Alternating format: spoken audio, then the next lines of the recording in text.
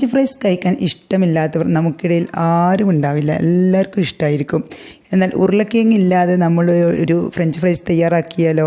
അപ്പോൾ ഞാൻ ഇന്ന് തയ്യാറാക്കാൻ പോകുന്നത് റവ കൊണ്ടുള്ള ഒരു ഫ്രഞ്ച് ഫ്രൈസാണ്.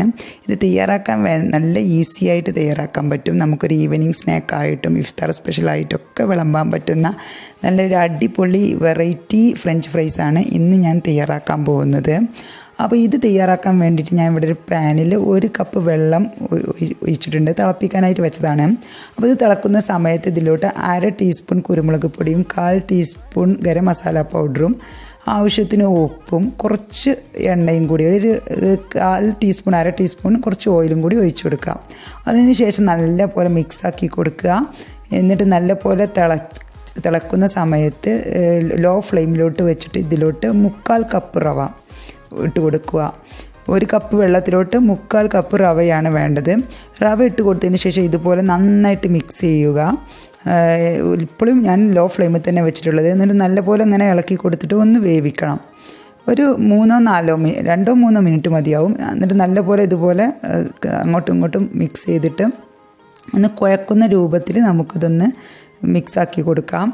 അതിന് ശേഷം നമുക്ക് ഫ്ലെയിം ഓഫ് ചെയ്യാം. നല്ലപോലെ ഇതുപോലെ ഒന്ന് പ്രസ് ചെയ്തിട്ട് കുഴക്കുന്ന രൂപത്തിൽ ഒന്ന് ഇതുപോലെ ചെയ്യുക.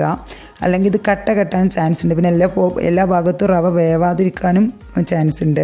അപ്പോൾ അതുപോലെ ഒന്ന് ചെയ്ത ശേഷം ഫ്ലെയിം ഓഫ് ചെയ്തിട്ട് ഞാനിതൊരു പ്ലേറ്റിലോട്ട് ഇട്ടിട്ടുണ്ട്. ഇനി കുറച്ച് കയ്യിൽ വെള്ളം നനച്ചിട്ട് നല്ലപോലെ കുഴച്ചെടുക്കുക. നമ്മൾ പത്തിരിക്കൊക്കെ കുഴക്കൂലേ, അതുപോലെ ഒന്ന് കുഴച്ചെടുക്കുക. ഇതിപ്പോൾ നല്ലപോലെ കുഴച്ചിട്ട് ഞാനൊരു ബോൾസിൻ്റെ രൂപത്തിലാക്കിയിട്ടുണ്ട്. ഇനി നമുക്കിത് കൗണ്ടർ ടോപ്പിലോ അല്ലെങ്കിൽ ചപ്പാത്തി പരത്തുന്ന പലകയിലോ ഇട്ടിട്ട് ഒന്ന് പരത്തിയെടുക്കണം. ഇതിൽ പൊടിയൊന്നും ചേർക്കരുത്. നമുക്ക് ഇത് പരത്തുന്ന കൗണ്ടർ ടോപ്പിലും റോളിലൊക്കെ ഇട്ടിട്ട് കുറച്ചൊരു ഓയിൽ തേച്ച് കൊടുത്തിട്ട് നമുക്കിതൊന്ന് പരത്തിയെടുക്കാം. പരത്തിയെടുക്കുമ്പോൾ നമുക്കിത് കുറച്ച് കനത്തിലാണ് പരത്തിയെടുക്കേണ്ടത്. ഇതുപോലെ പരത്തിയെടുത്താൽ മതി. നല്ലപോലെ ഒരേ ഭാഗം എല്ലാ ഭാഗത്തും ഒരേ കട്ടിയാകുന്ന രീതിയിൽ കുറച്ച് കനത്തിലാണ് ഇത് പരത്തിയെടുക്കേണ്ടത്. അപ്പോൾ ഞാനത് പരത്തിയിട്ടുണ്ട്. പരത്തിയതിന് ശേഷം നമുക്ക് ഇതിൻ്റെ സൈഡുകളൊക്കെ ഒന്ന് കട്ട് ചെയ്ത് മാറ്റാം. കത്തി ഉപയോഗിച്ചിട്ട് ഒരേ ലെവലിലാക്കിയിട്ട് എടുക്കാം. കാരണം നമ്മൾ പൊട്ടാറ്റോ ഫ്രഞ്ച് ഫ്രൈസിൻ്റെ രീതിയിൽ കട്ട് ചെയ്യുമല്ലോ, അപ്പോൾ ആ കനത്തിലാണ് നമുക്കിത് വേണ്ടത്. ഇത് കട്ട് ചെയ്ത ഭാഗം നമുക്കിതുപോലെ വീണ്ടും പരത്തിയിട്ട് ഇതുപോലെ തന്നെ കട്ട് ചെയ്യാം. ഇനി അപ്പോൾ ഇത് സ്ക്വയർ ടൈപ്പിലായിട്ടുണ്ട്. ഈ ഒരു കനത്തിലാണ് നമുക്ക് വേണ്ടത്. ഇനി നമുക്കിത് നമ്മളെ ഫ്രഞ്ച് ഫ്രൈസിൻ്റെ രൂപത്തിൽ നമുക്കിത് കട്ട് ചെയ്യാം. ഇതുപോലെ കട്ട് ചെയ്തെടുക്കുക. നമ്മുടെ ഒരു പൊട്ടാറ്റോ പീസൊക്കെ കട്ട് ചെയ്യില്ല, ആ ഒരു കനത്തിൽ നമുക്ക് മൊത്തത്തിലൊന്ന് കട്ട് ചെയ്തെടുക്കാം. ഇത് പെട്ടെന്ന് തന്നെ പരത്തിയും കിട്ടും. പെട്ടെന്ന് കട്ട് ചെയ്യാനൊക്കെ നല്ല ഈസിയാണ്, ഒട്ടിപ്പിടിക്കൊന്നുമില്ല.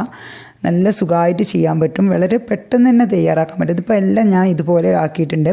ഇനി നമുക്കൊരു ചീനച്ചട്ടിയിൽ എണ്ണ ഒഴിച്ചിട്ട് നന്നായിട്ട് ചൂടാക്കിയതിന് ശേഷം മീഡിയം ഫ്ലെയിമിൽ വെച്ചിട്ട് നമുക്കിത് ഫ്രൈ ചെയ്തെടുക്കാം. നമ്മൾ സാധാരണ ഫ്രഞ്ച് ഫ്രൈസ് ഫ്രൈ ചെയ്തെടുക്കുന്നത് പോലെ തന്നെ. പക്ഷെ ഇത് റവ ആയതുകൊണ്ട് നമ്മൾ റവ ഒന്നും കൂടി വേവിച്ചിട്ടാണല്ലോ ഇത് തയ്യാറാക്കുന്നത്. അതുകൊണ്ട് വയവാനൊന്നുമില്ല. നമുക്കിതൊന്ന് ക്രിസ്പി ആയി വന്നാൽ മതി.